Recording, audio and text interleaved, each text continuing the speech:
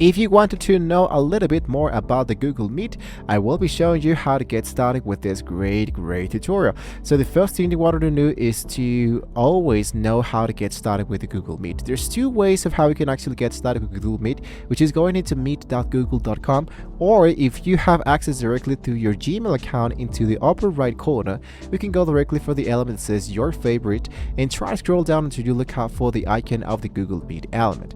Once you are directly inside the Google Meet, what you can do is to check out what we currently already have into Google Meet. Usually the most easiest way to get started with Google Meet is that we already have signed in directly with our Google account.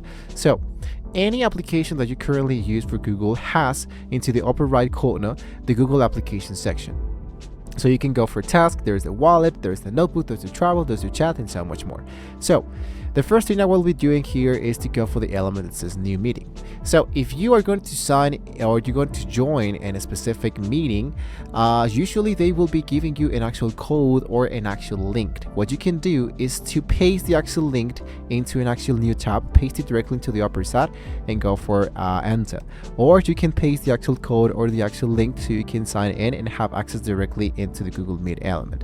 So if this is the other side, if you will be generating the actual meeting for somebody else or for everybody, you can focus into the element, this blue button that says new meeting.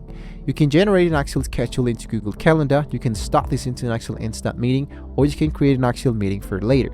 I'm going to go and start an actual meeting right away so you can see what are the actual tools that we currently have into our actual meetings. So as you can see, we do have, for example, my actual camera that is not enabled. So I'm going to go for yes, allow this time. In this case, we have this turned off because we're actually making an actual video, guys, for you. So in this case, for example, here I have the actual name.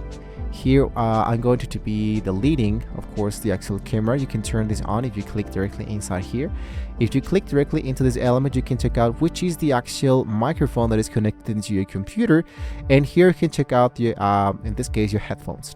The same thing happens with your actual Phase virtual camera device. Now, if you wanted to show your actual computer, your screen, as something that everybody is willing to do into Google Meeting, is that you can click directly into this element that says show the actual screen.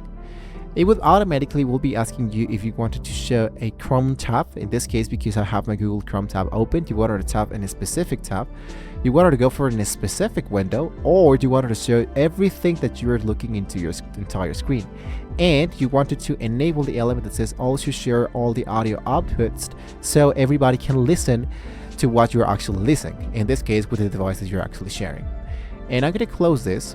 I'm going to head back directly to the meeting, and you can see there have emotes that we can react every time that we're actually into an actual meeting. You can change the actual color if you wanted to, and you can enable and turn on the actual captions if you wanted to. And if, for example, you can even raise your hand if you have an actual question and you want to know a little more about something else that somebody's talking to. You can lower your hand when you click directly inside here. And lastly, there are the elements that say more options. The more options can be helping you to adjust the view, to change this from a full screen, to open picture and picture, to go for the backgrounds and effects, to report problem abuse, troubleshooting, or check out the actual settings. A quick piece of advice is that you want to go for an open picture in pictures, you can, for example, go and scroll into, for example, into, in my case, for example, into Notion, and automatically it will be checking out the actual new tab where we can check out, for example, everything about the actual meeting, and we can still work into what we're actually aiming for, which in this case is Notion, for example. And we have to head back and on and back and on because everything is exactly into the actual same tool. And if you close this tab, we are going to be still appear into the actual meeting. And if you head back directly where you are currently at, it will be appearing now this actual element. So don't be afraid to close this if you wanted to see this and you wanted to still be directly into the actual meeting. So you can even activate Gemini to take notes for you, but of course those are just a few elements that only appears for the a pro plans and stuff. For example, recording, transcribe, the live streaming, the breakout polls, and all of those only available for an actual premium plan.